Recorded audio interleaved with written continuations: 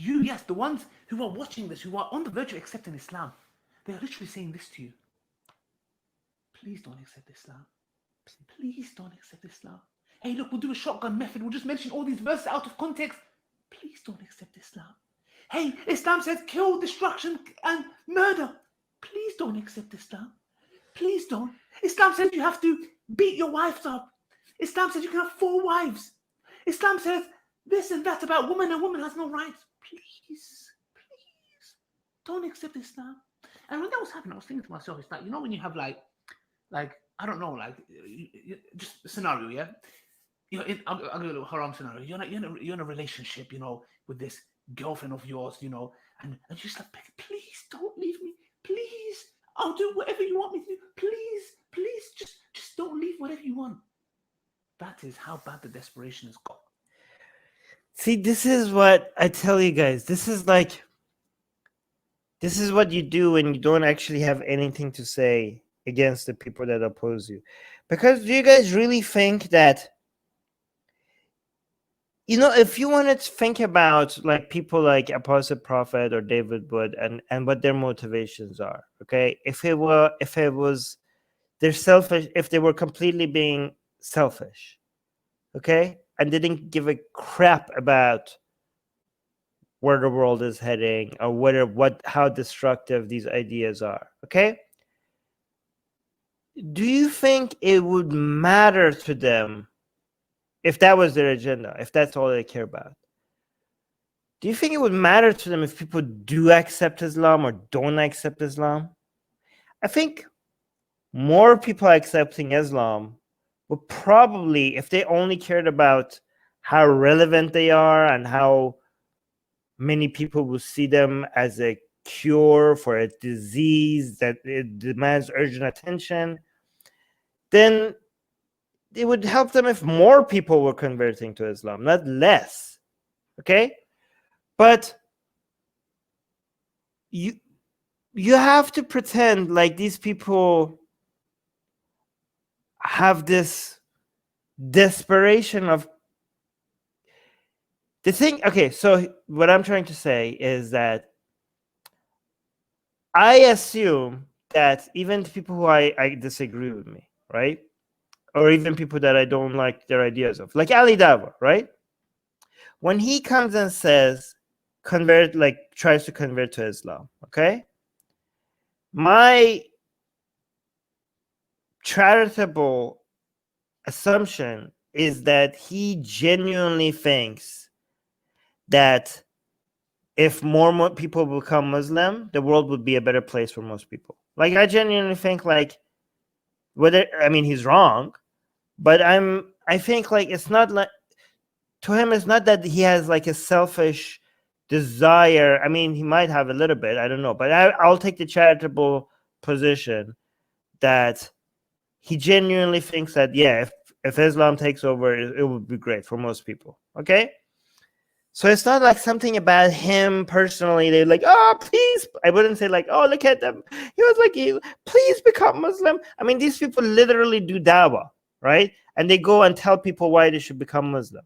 But I'm not going to be like, oh my God, look at them. They're so desperate. They go like, because that would be exactly like if you interpret the way what Apostle Prophet or David Wood is doing. And like, oh, please don't convert to Islam. Then that would be exactly what anybody could do to you guys doing dawah and telling people to become Muslim. And I could be like, oh, look at Ali Dawah. He's going to people and like, please become Muslim. Please become Muslim. Okay? As if there is like this agenda they have that somehow benefits them personally if more people become Muslim. You know what I mean? But what I'm saying is, with David Wood and Apostle Prophet and the rest of, even smaller channels like mine, it would be within our interest if people become more Muslim. If more people become Muslim, more people will realize like, oh my God, this is like oh my God, who is speaking against this? Who is speaking against this? And they come to channels like Apostle Prophet or David Wood, right? And like, guys, please help us. Look at them, they're taking over, right? But I'm charitable enough to both Apostle Prophet and Ali Dawah to think that what they're doing is that they're trying to put themselves out of business, right? At least I'm trying to do that. I'm trying to create a world. I mean, slowly, like I'm being a small part of an activist movement that helps go one more direction in a place where our activism becomes irrelevant. Okay? But how uncharitable do you have to be to your ideological opposition to, instead of saying, like, let me see what they're saying and what they're wrong, why they're wrong, why I disagree with them. Instead of doing that, you have to be like, play these games like this, right? I mean, it's fine to play games after you make a point about what's wrong with what they're saying, but this is a very uncharitable. Again, I don't do that. If Ali Dava says something that is stupid, I will just be like, okay, he said this, and I disagree with this, and it's ridiculous, and we make fun of it, all right? But that would be the ideas. But there's no way that I mean, sometimes some people make it very obvious. Let's be fair. I'm trying to be careful because I know that the standards that I'm introducing are standards that I might not be able to abide by at some point, right? Or maybe I haven't been. And I rely on you guys in the live chat to keep me in check. If I do something that is unfair, you guys can like, Armin, that was unfair, that was uncalled for, right? And I might address it, and most of the time I'll show you how wrong you are, but sometimes you prove me how wrong I am, okay? But I really think that is really unfair. This is a tactic. Like, what is this? Look at this. Please don't accept Islam. And when that was happening, I mean, these, okay, at least, do you understand? Like, they have a hard time putting themselves in the shoes of their opposition. Like, how many times in these live streams did I tell you guys that I can sympathize with a Muslim who is trying to convert me to Islam because they care about my soul and they don't want me to go to hell, right? I mean, a lot of people try to argue against you about Islam because they just want to crush you and see you humiliated in front of their audience. But there are many people that genuinely want to convert you to Islam because they don't want to. The idea of you burning in hell just devastates them, right? And I could put myself in their shoes and be like, I appreciate that. I mean, you're a moron for believing those things, but you're a great person. You're a kind, sympathizing person that is genuinely worried about my afterlife and is trying to help me avoid that. I appreciate that. I'm grateful for that. And I can see, if I put myself in your shoes, how urgent of an issue that would be, right? But I met Ali Dava in London, and I shared a meal with him, and I talked to him. I was trying to get him to maybe see, not to see why